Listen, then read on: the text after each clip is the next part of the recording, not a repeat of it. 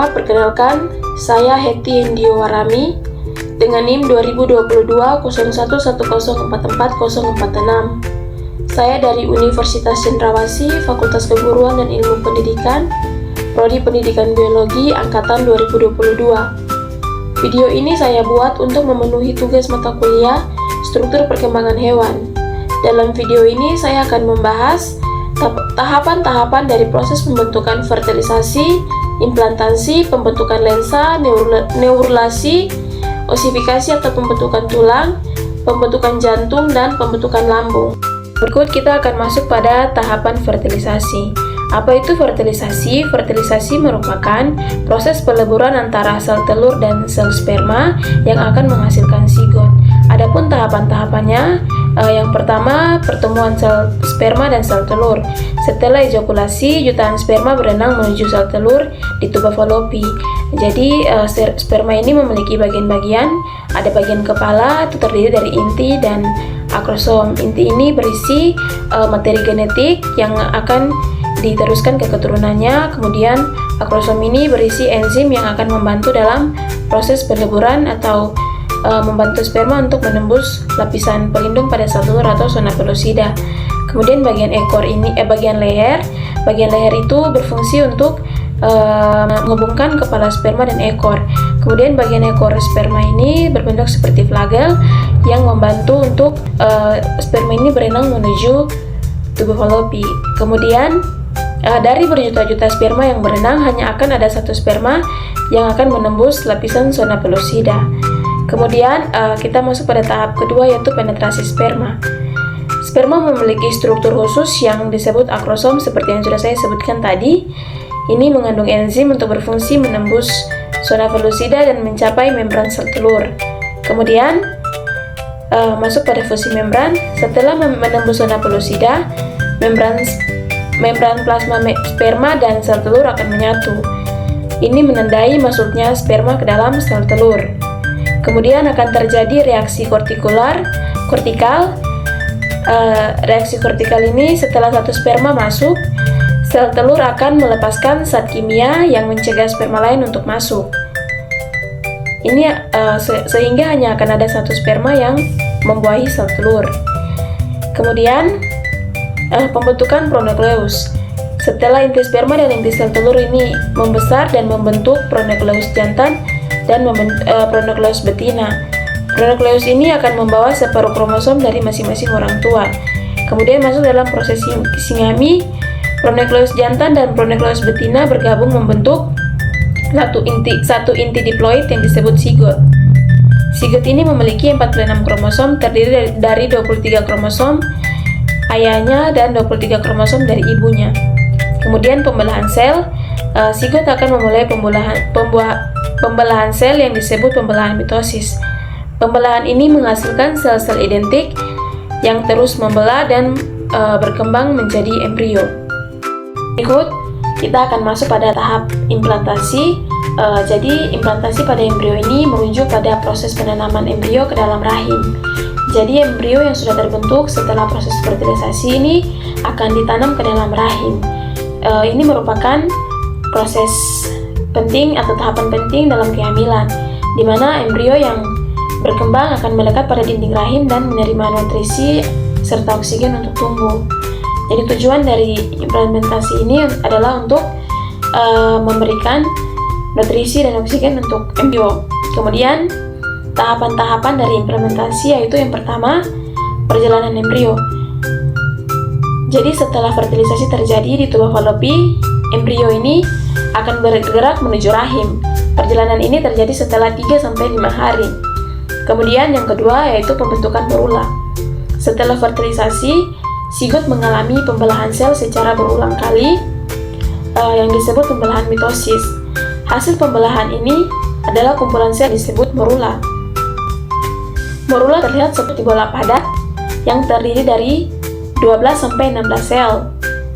Setelah itu masuk pada tahap pembentukan blastokista. Morula akan terus membelah dan cairan mulai masuk ke dalam ruang antar sel. Ruang ini akan berkembang menjadi rongga blastokista. Blastokista ini memiliki dua bagian utama, Yang pertama, massa dalam sel atau inner cell mass yang akan menjadi cikal bakal embrio itu sendiri.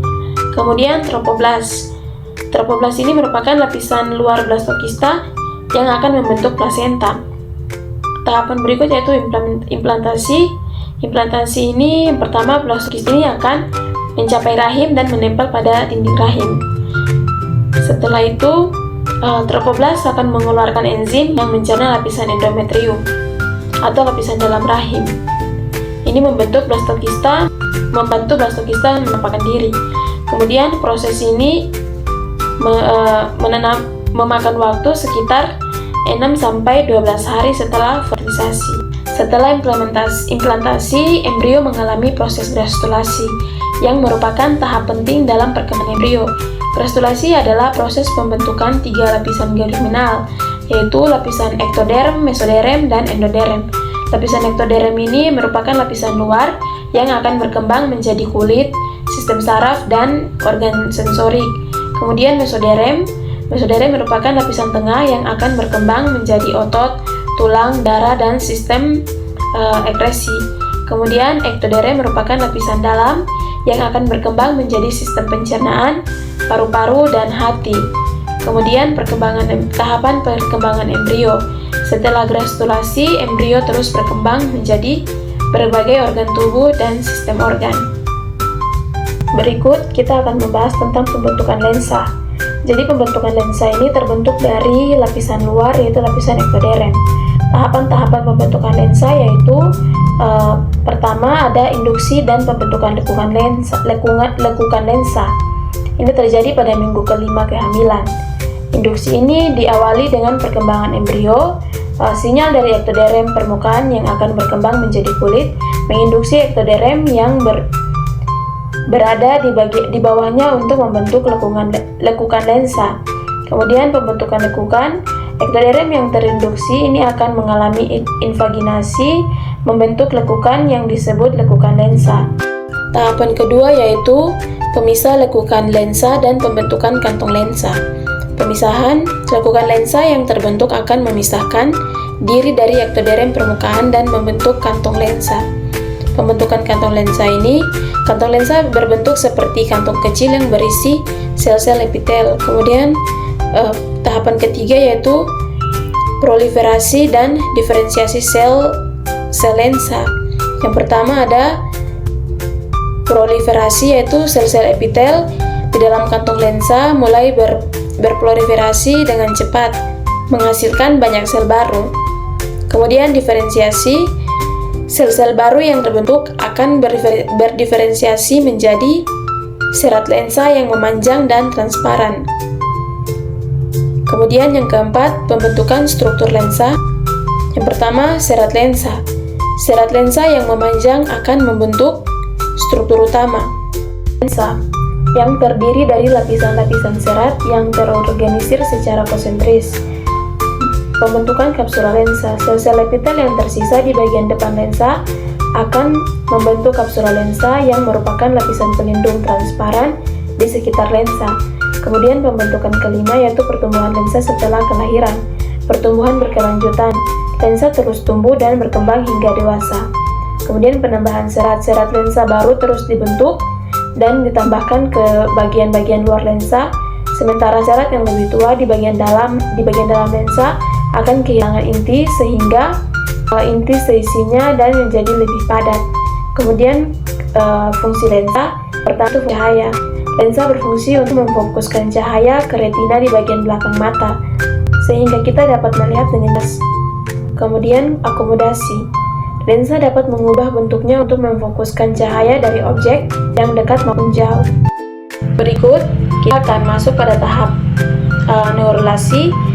Proses ini terjadi pada tahap awal perkembangan embrio dan melibatkan perubahan sel ektoderm neural.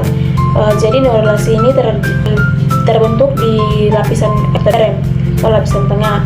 Kemudian tahapan neurulasi yaitu pertama pembentukan neural plate. Proses neurulasi dimulai dengan penebalan ektoderm dorsal atau belakang embrio, membentuk neural plate. Penebalan ini diinduksi oleh notochord, merupakan struktur mesoderm yang terletak di bawah ektoderm neural. Kemudian yang kedua, pembentukan neural plate, kemudian melipat ke dalam membentuk neural fold. Lipatan ini terjadi di kedua sisi neural plate, membentuk kelekungan di tengah. Ketiga, penutupan neural tube. Kedua neural fold bertemu dan menyatu di bagian tengah. Ini terjadi invaginasi sehingga terjadi pembentukan lekukan. Kemudian membentuk neural tube. Penutupan ini dimulai dari bagian tengah embrio dan menyebar ke arah kepala dan ekor. Sekarang kita masuk pada tahapan proses pembentukan tulang atau disebut juga sebagai osifikasi. Jadi osifikasi ini terbagi menjadi dua. Yang pertama yaitu osifikasi intramembran dan yang kedua osifikasi endokondral. Osifikasi intramembran ini terjadi di tulang pipi seperti tulang tengkorak, tulang rahang, rahang bawah dan klavikula. Prosesnya yaitu yang pertama, sel-sel mesenkim atau jaringan ikat embrional berkumpul dan berdiferensiasi menjadi osteoblast atau sel pembentuk tulang. Osteoblast ini mensekresi matriks tulang organik yang mengandung kolagen dan protoglikan. Kemudian matriks ini mengalami klasifikasi membentuk osteoklast atau tulang muda. Osteoblast tertangkap dalam matriks yang menghasilkan dan menjadi osteoblast. Kemudian osteoblast atau sel tulang dewasa. Kemudian tulang yang terbentuk melalui osifikasi intramembran ini memiliki struktur seperti jaringan spons. Yang kedua, osifikasi endokondral, yaitu tersusun pada tulang panjang seperti tulang lengan, tulang kaki, dan tulang belakang. Prosesnya yaitu model tulang rawan hialin terbentuk dari sel-sel mesenkim. Sel-sel tulang rawan mengalami proliferasi dan hipertrofi atau membesar. Pembuluh darah menembus model tulang rawan membawa osteoblast. Osteoblast mensekresi matriks tulang pada permukaan tulang rawan yang mengalami klasifikasi. Kemudian tulang rawan yang mengalami klasifikasi dihancurkan oleh osteoklast atau sel perembak tulang. Kemudian tulang baru terbentuk di atas tulang rawan yang terdegradasi. Pada proses osifikasi ini ada dua pusat, yaitu pusat pertama, pusat osifikasi primer. Ini terbentuk di bagian tengah diafisis, yaitu batang tulang. Kemudian yang kedua, pusat osifikasi sekunder. Ini terbentuk di bagian epifisis, yaitu ujung tulang. Piring epifisis, daerah tulang rawan yang terletak di antara pusat osifikasi primer dan sekunder, bertanggung jawab untuk pertumbuhan memanjang tulang. Kemudian diafisis dan epifisis ini terhubung oleh tulang rawan artikular atau tulang rawan yang melapisi permukaan sendi. Berikut kita masuk pada tahapan proses pembentukan jantung. Ini merupakan gambaran umum proses pembentukan jantung. Jadi jantung ini berkembang dari mesoderem, lapisan tengah embrio. Kemudian pembentukan tabung jantung. Sel-sel mesoderem yang terletak di bagian ventral embrio mulai berimigrasi dan membentuk struktur yang disebut mesoderem kardiovaskular. Mesoderem kardiovaskular ini membentuk dua tabung jantung primitif yang terletak di sisi ventral embrio. Kemudian kedua tabung jantung ini bergabung bentuk tabung jantung tunggal. Kemudian pembentukan loop jantung. Tabung jantung tunggal mengalami pelipatan dan pembengkokan membentuk loop jantung. Loop jantung ini terdiri dari 4 ruang utama jantung yang berkembang, yaitu antrium kanan, antrium kiri, serta ventrikel kanan dan ventrikel kiri. Yang berikut adalah pembentukan septum. Septum atau dinding pemisah mulai terbentuk di dalam jantung untuk memisahkan ruang-ruang jantung. Septum antrium memisahkan antrium kanan dan kiri, sedangkan septum ventrikel memisahkan ventrikel kanan dan kiri. Kemudian perkembangan katup. Katup jantung ini mulai terbentuk di antara antrium dan ventrikel, serta di antara ventrikel dan arteri besar. Katup ini berfungsi untuk mengatur aliran darah dan mencegah aliran balik darah. Kemudian yang keenam yaitu pematangan jantung. Jantung terus berkembang dan matang selama masa kehamilan. Jantung mulai berdetak pada minggu ketiga kehamilan dan terus berkembang hingga kelahiran. Berikut kita masuk pada pembentukan lambung. Pembentukan lambung pada embrio adalah proses kompleks yang melibatkan berbagai tahapan dan interaksi seluler. Berikut adalah gambaran umum tentang proses tersebut. Yang pertama, tahap awal. Ini terjadi pada minggu keempat kehamilan. Pertama, endoderm, lapisan terdalam embrio yang akan membentuk lapisan dalam organ pencernaan, mulai membentuk penebalan daerah yang akan menjadi lambung. Kemudian mesoderm, yaitu lapisan tengah embrio yang akan membentuk lapisan otot dan jaringan ikat, membungkus endoderm dan memberikan dukungan struktural. Kemudian mesenterium dorsal, sebuah lipatan jaringan yang membungkus usus primitif. Awal dari saluran pencernaan ke dinding tubuh embrio mulai terbentuk. Kemudian yang kedua, pembentukan lambung primitif. Ini terjadi pada minggu kelima hingga keenam kehamilan. Kemudian pembentukan lekungan, usus primitif mulai membentuk lekungan di bagian yang akan menjadi lambung. Kemudian mesenterium dorsal akan memisahkan lambung primitif dan dinding tubuh dorsal. Kemudian mesenterium ventral akan memisahkan lambung primitif dari dinding tubuh ventral. Kemudian yang ketiga yaitu rotasi dan diferensiasi lambung. Ini terjadi pada minggu ke-7 hingga minggu ke-8 kehamilan.